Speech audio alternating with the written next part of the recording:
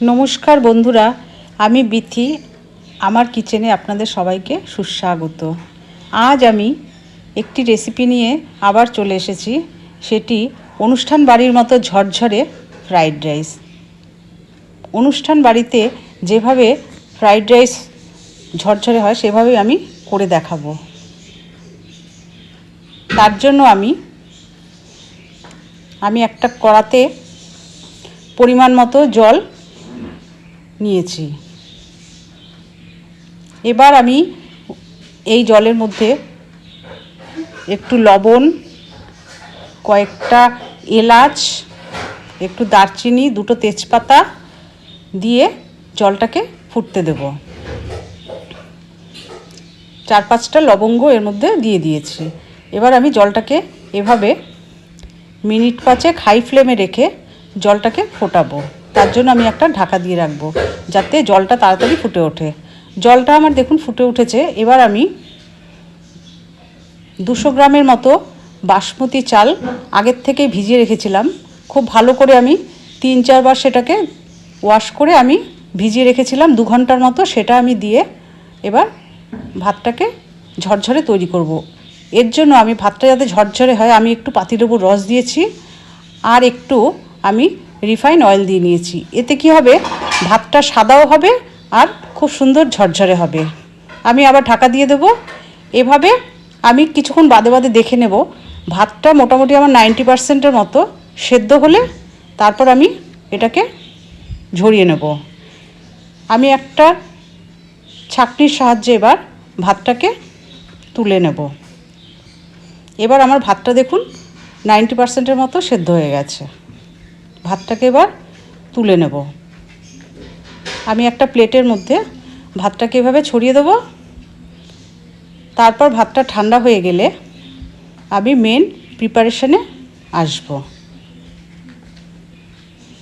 আমি একটা কড়াতে 3 টেবিল স্পুনের মতো আমি রিফাইন অয়েল নিয়ে নিয়েছিলাম আর 1 টেবিল স্পুনের মতো ঘি দিয়ে দিয়েছি।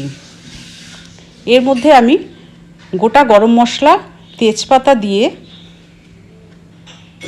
কাজু, কিশমিশ এগুলো আমি একটু ফ্রাই করে নিয়েছি। এরই মধ্যে আমি 1 কাপের মতো বিনস কেটে রেখেছি সেটা দিয়েছি আর 1 কাপের মতো আমি গাজর কেটে রেখেছি আমি সেটাও দিয়ে দেবো। আর সাথে একটু ফুলকপিও আমি ছোট ছোট করে কেটে দিয়েছি। যেহেতু শীতকাল বিভিন্ন রকমের সবজি এখন পাওয়া যায়, তা আমি ফুলকপিটাও সাথে দিয়েছি। খেতে কিন্তু খুব ভালো লাগবে।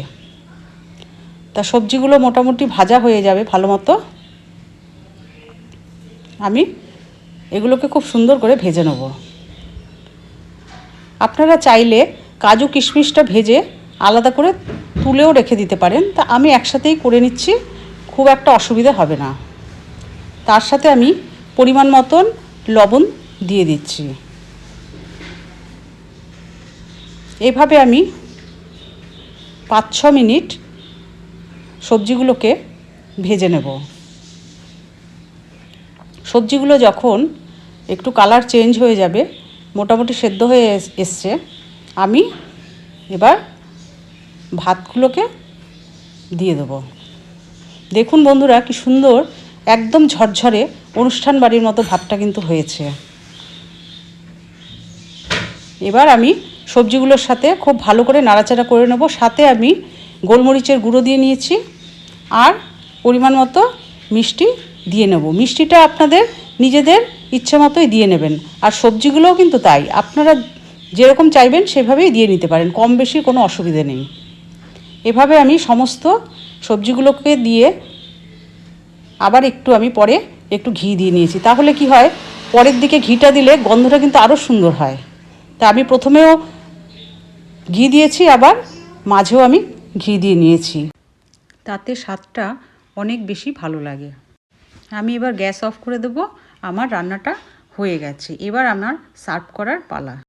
আমিষ কিংবা নিরামিষ যে কোনো আইটেমের সাথেই কিন্তু এই ফ্রাইড রাইসটা খুবই ভালো লাগে।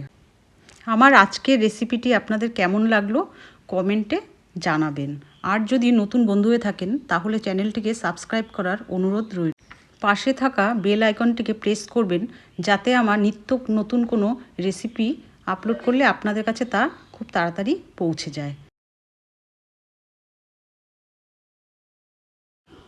আপনারা আমাকে কমেন্টসে জানাবেন আপনাদের কেমন লাগলো আমার আজকের এই রেসিপি। যদিও আপনারা অবশ্যই সবাই এটা খুব ভালোই তৈরি করেন, তবুও আপনারা আমাকে জানাবেন। ভালো থাকবেন, সুস্থ থাকবেন। ধন্যবাদ।